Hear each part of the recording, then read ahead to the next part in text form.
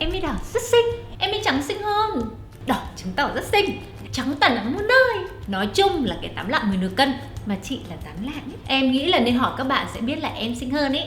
Câu chuyện vui của em My đỏ trắng chỉ là một ví dụ để minh họa đôi khi rất khó để biết cái nào đẹp hơn, cái nào tốt hơn. Cũng giống như trong thế giới mỹ phẩm, chúng ta thường hoang mang bối rối, làm thế nào để tìm ra được sản phẩm tốt hơn cả và phù hợp với mình hơn cả. Vậy thì hãy lấy giấy bút ngay ra nào. Ngày hôm nay em My sẽ chia sẻ với các bạn 7 dấu hiệu để nhận biết một sản phẩm dưỡng da tốt, và chúng ta sẽ đi từ những dấu hiệu bên ngoài đến những dấu hiệu bên trong. Đầu tiên đó là thương hiệu. Đây là dấu hiệu dễ nhận biết nhất, đặc biệt đối với những ai không quá rành về thành phần thì cứ những hãng uy tín có tên tuổi mà mua, chứ đừng ham của lạ nếu không rõ nguồn gốc và không đầy đủ thông tin. Nếu hãng đã có ở Việt Nam thì cứ đến thẳng quầy kệ mà thử sản phẩm, sample thì mua chính hãng, vì bây giờ sample giả rất là nhiều. Em My sẽ liệt kê ra một số hãng mà mình hay dùng từ high-end cho đến drugstore luôn nhé. Cao cấp có Ohui, Sungasu, History of Who, Peter Thomas Roth, Murad, SkinCeutical, SK2, Estée Lauder, Clarins, Lancome, Shiseido, Shueimura, Kiehl's, Sunday Riley, Obagi, Drunk Elephant. Trung cấp đến bình dân thì sẽ có Notch, Paula Choice, Laneige, Innisfree, CeraVe, Timeless, Hada Labo, Senka, Biore, Sunplay. The Body Shop, The Face Shop, Bioderma, SVA, Aven, Vichy, La Roche-Posay. Simple, Cetaphil, Neutrogena, Garnier. Tất nhiên không thể không kể đến Olay, Pond's, Nivea, kể cả Thoracal, Thái Dương, Agnes, Melano. Tất nhiên không có nghĩa là thương hiệu nổi tiếng thì sẽ 100% sản phẩm tốt và phù hợp với chúng ta, nhưng ít nhất là không phải lo về chuyện là chứa chất độc hoặc là những nồng độ hóa chất vượt mức cho phép, bởi vì thường đã vượt qua những tiêu chuẩn kiểm định rất gắt gao của các nước như là Âu, Mỹ, Nhật. Còn những loại kem hot girl hoặc là spa này nọ mà không minh bạch về thành phần, công nghệ và nguồn gốc xuất xứ ấy, thì khá là đáng ngại. Da của chúng ta thì chỉ có một thôi nên là không thay được như quần áo đâu nhé. Tiêu chí thứ hai đó là về bao bì. Ở đây thì em My không muốn nói về chuyện bao bì đẹp xấu đâu, cho dù em My là một người rất là yêu thích cái đẹp, nhưng bao bì đẹp thì không đồng nghĩa với chuyện là sản phẩm tốt. Tất nhiên là sản phẩm tốt thì nên có bao bì đẹp. Có một số những nguyên tắc về bao bì để đánh giá sản phẩm tốt. Thứ nhất, đối với cả một số những sản phẩm đặc trị có chứa vitamin C chẳng hạn thì bao bì nên có màu tối để hạn chế sự tiếp xúc của ánh nắng mặt trời với sản phẩm có thể làm oxy hóa. Thứ hai, nên chọn bao bì thủy tinh so với cả bao bì nhựa. Thứ ba, nên chọn bao bì dạng pump là dạng ấn ấy, hoặc dạng tuyếp thay vì là dạng hũ, bởi vì sẽ vệ sinh hơn, hạn chế được việc tiếp xúc của không khí hoặc là tay dơ và sản phẩm có thể làm nhiễm khuẩn. Nói vậy thôi nhưng thực sự là rất là khó để mà tránh được bao bì dạng hũ, bởi vì đây vẫn là dạng thức phổ biến nhất ở trên thị trường. Vậy thì làm như thế nào để mà tránh nhiễm khuẩn? Em My thì thường xuyên là sẽ sử dụng những muỗng nhỏ hoặc là sử dụng tampon để lấy sản phẩm thay vì là trực tiếp lấy bằng tay. Bắt đầu đến phần nhức não rồi đây. Nói về thành phần thì khá là khoai, nhưng em My sẽ cố gắng giải thích như thế nào để dễ hiểu nhất. Đầu tiên là nguyên tắc đọc thành phần. Thường thì những chất có nồng độ cao hơn sẽ xếp đầu bảng thành phần. Tuy nhiên nếu một loạt chất có nồng độ dưới 1% thì có thể tùy ý sắp xếp. Do vậy các bạn thường nên lưu ý vào 10 chất đầu tiên trong bảng thành phần xem có những hoạt chất tốt hay không, vì thường thì 10 chất này đã đóng góp hầu hết trong bảng thành phần rồi. Tuy nhiên có một số những hoạt chất thì chỉ cần nồng độ rất là thấp thôi, 0.5 hoặc là cùng lắm là 1%, ví dụ như là retinol chẳng hạn, thì trong trường hợp đấy hãy tìm hiểu thông tin chi tiết của hoạt chất này. Thứ hai, em sẽ nhắc lại một số những thành phần quốc dân mà chúng ta nên tìm kiếm trong sản phẩm nhé. Các chất dưỡng ẩm như hyaluronic acid, glycerin, aloe vera, B5 hay còn gọi là panthenol, squalene, urea. Làm dịu da, tăng cường khả năng tái tạo da thì có chiết xuất rau má hoặc là chiết xuất xương rồng. Đặc biệt chiết xuất xương rồng còn có khả năng phục hồi lớp màng ẩm. Chống lão hóa thì có peptide, retinol, AHA, acid amin, ferulic acid, vitamin C. Dưỡng trắng thì có arbutin, vitamin C, kojic acid, B3 hay còn gọi là niacinamide, tranexamic acid. Bệnh trị mụn thì có benzoyl peroxide, BHA, sulfur, tea tree oil. Thứ ba đó là chúng ta sẽ nói về những thành phần gây tranh cãi nhé. Các chị em thì thường truyền miệng nhau là phải tránh xa silicon, paraben, dầu khoáng hay còn gọi là mineral oil á. Em sẽ phân tích chi tiết đặc tính và công dụng của từng thành phần để xem là có gây ung thư như là lời đồn hay không nhé. Silicon được sử dụng rất rộng rãi với tác dụng là khóa ẩm và làm mềm da. Theo Leslie Bowman thì dimethicone có khả năng khóa ẩm đến 25-30%, trong khi khả năng khóa ẩm của mineral oil, dầu khoáng là 97%.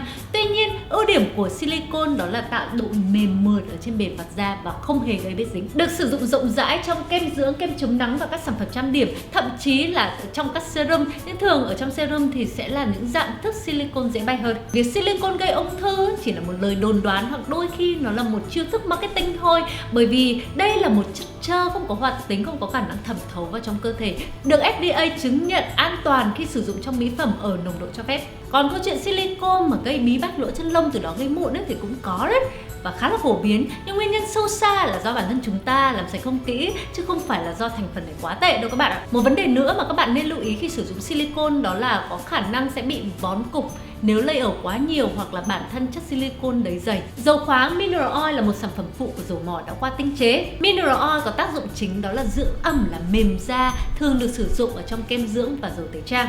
Dầu khoáng có thể gây ung thư nếu sử dụng lâu ngày. Không, chỉ khi dầu khoáng ở dạng thô thôi, còn ở trong mỹ phẩm thì dầu khoáng đã được làm sạch tinh khiết, vì vậy không gây ung thư. FDA đã công nhận điều này rồi. Có trường hợp là các bạn sẽ bị nhạy cảm với mineral oil, dầu khoáng, và nếu vậy thì hãy tìm những sản phẩm mà không có chứa chất này. Paraben được sử dụng trong mỹ phẩm với tác dụng là chất bảo quản. Có nhiều nguồn tin thì cho rằng chất này gây ung thư. Tuy nhiên, cho đến bây giờ vẫn chưa có một bằng chứng tuyệt đối nào xác minh rằng chất này sẽ gây ung thư. Chỉ có một số những nghiên cứu thì cảnh báo rằng với một số gốc paraben thì có thể gây ung thư nếu sử dụng lâu dài, nhưng các bạn lưu ý nhé là có thể thôi. Ở Việt Nam hiện nay đang áp dụng theo luật của châu Âu và cấm sử dụng 5 loại paraben sau: isopropyl paraben, isobutyl paraben, phenyl paraben, benzene paraben, pentin paraben. Điều thứ tư mà em muốn nói về thành phần đó là đành rằng đọc thành phần thì rất là tốt rồi, nhưng mà chúng ta cũng không cần phải quá lệ thuộc và phải luôn luôn tỉnh táo, bởi vì đôi khi các bạn biết không, các hãng ấy cũng hơi chiêu trò và mập mờ trong việc là quảng bá về thành phần, gây ra những cách hiểu sai ở người tiêu dùng. Ví dụ nhá, có sản phẩm có thể được quảng cáo là chứa đến 90% chiết xuất dầu má, nhưng các bạn biết không, 90% đấy là một hỗn hợp gồm nước, các chất hút ẩm và chiết xuất dầu má, và chúng ta khó mà biết được thực sự bao nhiêu % là chiết xuất dầu má thật. Một ý nữa cho việc là các bạn không nên quá lệ thuộc vào bảng thành phần đó là đôi khi có những sản phẩm với thành phần đẹp như mơ nhưng mà dùng lên thì lại không mấy kết quả, trong khi một số các sản phẩm thì có thành phần khá là gây tranh cãi nhưng mà dùng lên thì vi diệu vô cùng. 5 giây quảng cáo, hãy subscribe YouTube channel của Happy Skin. Review cũng là một cách rất là tốt để tìm hiểu về sản phẩm trước khi bỏ tiền mua. Các bạn có thể tham khảo review của những người có chung tình trạng da giống như mình, hoặc là các bạn có thể Google và sẽ ra được rất là nhiều những kết quả từ những trang review uy tín trong và ngoài nước. Em sẽ list ra một số những trang review uy tín để cho các bạn tham khảo. Đầu tiên đó là một số những beauty blogger chuyên về skincare mà các bạn có thể follow. Tất nhiên là Emmy rồi.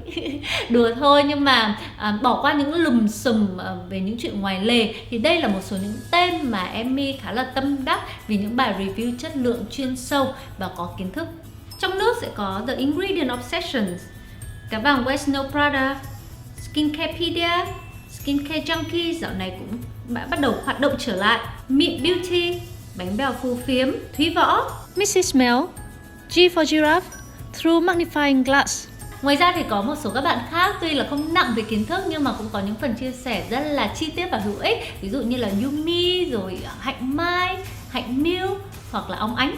Ở trong nước thì các bạn cũng có thể tham khảo một số những beauty group ở trên Facebook. Tuy nhiên Emmy thì thấy rằng là tham khảo ý kiến ở đây thì cũng cần phải chọn lọc và biết là đối tượng viết là ai để đảm bảo chính xác. Ở nước ngoài thì sẽ có một số những trang như là Makeup Alley rất là nổi tiếng vì mọi người có thể lên và review. YouTuber Lia Yu chuyên review skincare của Hàn Quốc, YouTuber From Head to Toe.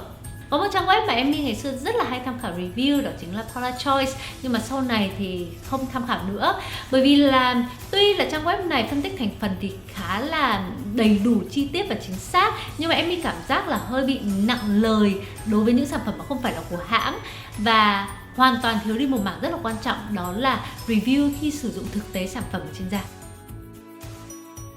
Sau tất cả thì các bạn cũng sẽ phải thử sản phẩm để có được sự đánh giá chính xác nhất về hiệu quả của sản phẩm.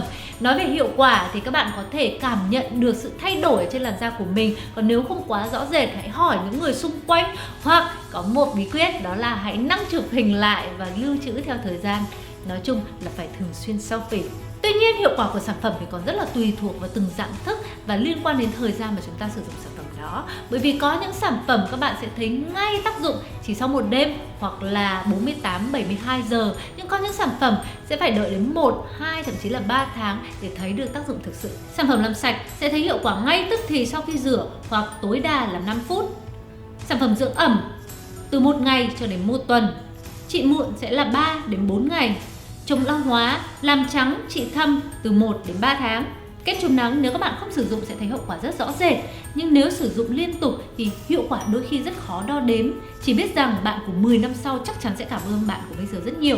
Cuối cùng đó là những sản phẩm phục hồi da. Ví dụ như là bộ sản phẩm NOS 28 Remedy. Thường thì trong những sản phẩm này sẽ có 2 nhóm thành phần. Đầu tiên đó là những thành phần làm dịu da và kháng viêm. Ví dụ trong này sẽ có chiết xuất xương rồng, rau má, trà xanh, cây nim. Đối với các tác dụng làm dịu kháng viêm, nếu mà da của bạn đang bị kích ứng hoặc nổi mụn thì sẽ thấy hiệu quả rõ rệt sau một vài lần sử dụng cho đến maximum là 1 tuần. Nhưng đối với các tác dụng thực sự là phục hồi da thì sẽ còn phải liên quan đến những thành phần giúp tái tạo da tốt như là xương rồng này, rồi rau má hoặc là một số các thành phần chống oxy hóa. Các bạn sẽ phải đợi từ 28 cho đến 30 ngày một quy trình của da để da của chúng ta có thể trở về trạng thái khỏe mạnh như lúc ban đầu. Thứ 6 đó là về độ ổn định. Có những sản phẩm mà về mặt thông số hoặc là thành phần ấy rất đẹp nhưng lại có độ ổn định kém. Ví dụ có một số các loại kem chống nắng có chỉ số chống nắng rất là tốt. Broad spectrum quang phổ rộng có thể bảo vệ da trước tia UVB, UVA1, A2 nhưng mà lại chủ yếu là avobenzone và đây là một chất mà rất không ổn định. Nếu trong trường hợp mà chỉ có avobenzone thôi thì Emmy cũng không khuyên các bạn nên sử dụng những loại kem chống nắng này. Thành phần chống nắng không ổn định tức là thường sẽ bị giảm tác dụng, thậm chí là mất tác dụng trước ánh nắng mặt trời. Tuy nhiên, avobenzone cũng có thể được ổn định hóa nếu được kết hợp cùng với cả Tinosorb hoặc là Octocrylene hoặc là Mesarin SX. Hoặc nếu được vi năng hóa tức là microencapsulated thì avobenzone cũng sẽ giảm thiểu khả năng mất tác dụng trước ánh nắng mặt trời. Vitamin C cũng là một thành phần hay bị quan ngại về tính ổn định vì đây là thành phần mà rất là dễ bị oxy hóa nếu tiếp xúc với cả không khí hoặc ánh nắng mặt trời, đặc biệt là dạng thức nguyên thủy là L-ascorbic acid. Trong trường hợp đó, nhà sản xuất có thể kết hợp LAA với một số những chất mà có thể ổn định hóa như là ferulic acid hoặc là vitamin E, hoặc là thay thế LAA bằng một số những dạng thức vitamin C khác ổn định hơn như là MAP hoặc là ascorbin tetraisopalmitate. Một chất nữa cũng khá là kém ổn định đó chính là vitamin A sẽ bị giảm tác dụng nếu mà tiếp xúc với ánh sáng, cụ thể ở đây đó là ánh nắng mặt trời và đèn huỳnh quang, đặc biệt là tretinoin.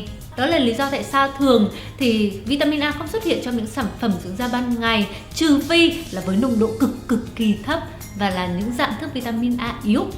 Và đó cũng là lý do tại sao mà mọi người truyền tai nhau là nên sử dụng vitamin A trong bóng tối. Điều này thì Emmy đã chia sẻ trong video clip trước, các bạn có thể xem lại video clip hướng dẫn sử dụng axit khi dưỡng da. Có một cách mà nhà sản xuất thường áp dụng để giảm thiểu khả năng bị mất tác dụng của retinol khi tiếp xúc với ánh sáng, đó chính là sử dụng những phân tử có kích thước micro và nano. Tiêu chí cuối cùng đó là chả có tiêu chí gì cả. Mình thích thì mình nhích thôi. Cho dù tất cả những cái trên sai quá sai, nhưng mà nếu mà đã chót yêu rồi thì chúng ta cứ dùng.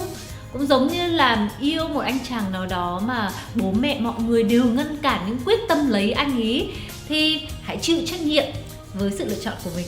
Em hù dọa các bạn vậy thôi, chứ thực ra nếu mà chỉ cần tỉnh táo một chút xíu thôi thì chúng ta vẫn có thể yêu được những người không quá tệ. Hy vọng rằng sau video clip này thì các bạn đã có những tiêu chí rõ ràng để tuyển đào. Nói chung là chọn được những mỹ phẩm để yêu thương lâu dài.